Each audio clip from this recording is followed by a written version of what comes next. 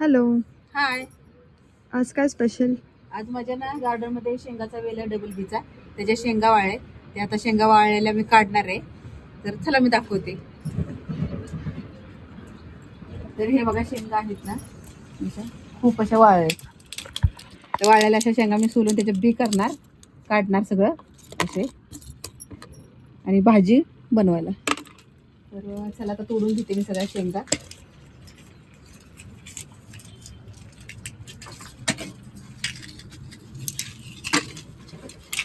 आणि शेंगाची भाजी नाही, शेंग बी आहेत ना अशी संध्याकाळी अशा भिजत टाकायच्या, सकाळी ह्याची भाजी करायची.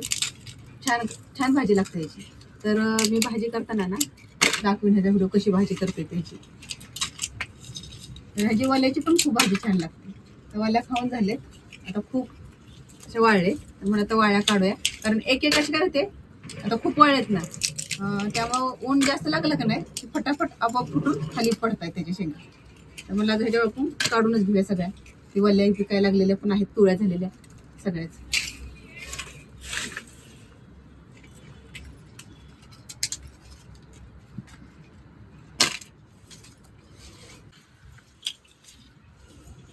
अरे हाताला नसते का ओढ करू का? वेल फोडून घे ना.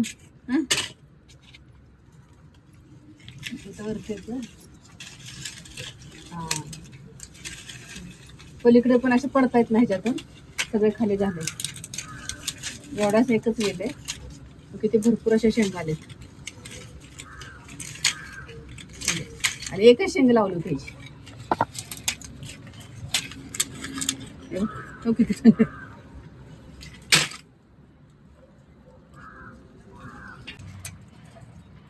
तर सगळ्या अशा वाळ्या वाल्या घेत्या, वल्ल्या नाही घेतल्या तरी. अजून आहेत का पलीकडच्या साईडला? नाही त्याचे झाले. हे बघा एवढ्या शेंगाच्या एकाच तेलाच्या मला मिळाल्या. आता सोलल्यानंतर त्याचे दाणे काही उडलं की तसं. ही जी वनस्पती दिसते ना तुम्हाला, ही केशवर्धिनी आहे. याचं तेल करून आपण केसाला लावला जातं याचं. तर माझ्याकडे आणखी एक तुम्हाला दाखवते. इथे मिरच्या आहेत बघा, मिरच्या पण आल्यात.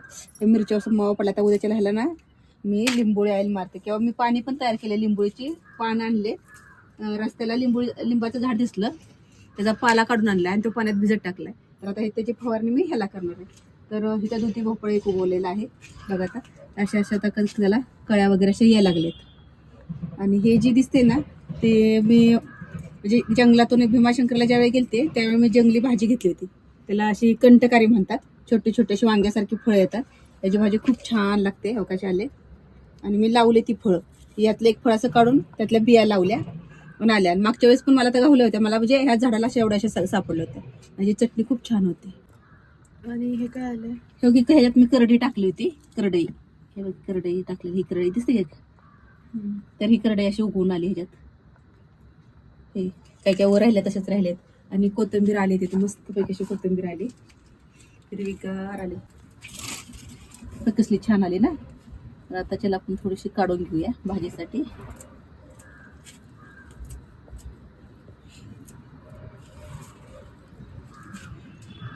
किती छान वास येते. आताच्या पुरती भात झाली मला, उद्या सकाळी लागली की आणखी घेऊन जायचं. आणि इथं लसूण लावलाय. लसूण पण खूप छान आलाय माझा. मी मागच्या वेळेस एका व्हिडिओमध्ये टाकलं होतं की बघा, मी आता हे काढते, माती झाडं येत नाहीत, माती अशी खुई केली आणि त्यात मी असं लसूण लावलेलं. आणि हे बघा लसणाची पात आली. आता आपण चटणीसाठी पण ही पात वापरू शकतो, किंवा लसणाचं असं खायला कच्ची पण छान लागते, फोडणीत टाकायला पण. आणि त्यातच आता टोमॅटोचे झाड आले. टोमॅटोला आता फुलं यायला लागलेत. आणि भोपळा आलात वरती, छोटे छोटे भोपळ्याच्या वेळेला. पुढे खूप छोटा भोपळा आहे. काही काही येतात गळून जात आहेत.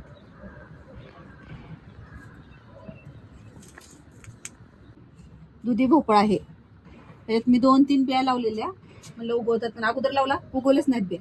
नंतर परत आणून बिया लावल्या, तर हे बिया उगवल्यात. आता एकदम 4-5 आता ह्याच्यातच आहे. त्यातला वाटलाच तर मी 1-2 काढून दुसऱ्या कुंडीत लावणार, म्हणजे छान येतील आणखी. टोमॅटोची बघा, टोमॅटोला किती वेळा ह्या टोमॅटोचे मी टोमॅटो काढले असतील. आणि छानपैकी एकाच रोपाला भरपूर असे टोमॅटो येत आहेत. मागच्या 1 महिना झाला ह्याला शेपूला टाकून. अजून बघा ही शेपू आली. आता काढली तरी चालते. ती वरची छोटी दिसती, आतून आता बघितलं तर किती मोठी दिसतीये. आणि ह्यातच बघा ही पालक पण उगवली, किती छान अशी आली ना. तर मी ना आपण कांद्याची पात आणतो का नाही मार्केटमधून, तर ते कांद्याची पात आणली होती आणि त्यातले छोटे छोटे कांदे जे होते ना ते कांदे मी लावले. तर आता कसले आलेत बघा. हे घोसावळ उगवले, घोसावळची बी माझ्याकडे पडली होती आणि त्यातले घोसावळ उगवले. ही ह्याची भाजी आहे चवळीची. चवळीची भाजी मी घेतली ही अशी, कारण फोड तोडून घेतले ना की छान फुटून येते मस्तपैकी अशी. आणि हे बघा आंबट चुका, सारखा सारखा नेला तरी सारखा येतोय आणि छान लागते भाजी खायला. हे मोठे मोठे मोठे शेंडे आहेत ना असे तोडून घ्यायचे, की त्याला परत फुटून येतात. एकदा तुम्ही कुंडीमध्ये लावली किती दिवस तुम्ही खाऊ शकताय बघा भाजी.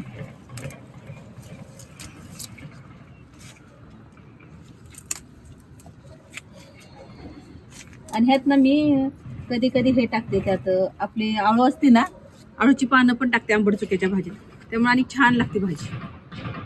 शेपू असला थोडंच. हे बघा आंबट चुक्याला आता फुलं यायला लागलेत. मग आता ही फुलं जरा मोठी झाली ना याचं बी तयार होतं आणि हेच बी परत आपण दुसऱ्या कुंडीत टाकायचं, मग परत आणि या भाजी तयार होते. मी ना ही कुंडी अशी भरून ठेवली होती, तो ग्रो बॅग. तर या ग्रो बॅग मध्ये भरल्यानंतर मी 2 दिवसापूर्वी ह्याच्यात पाणी टाकलं.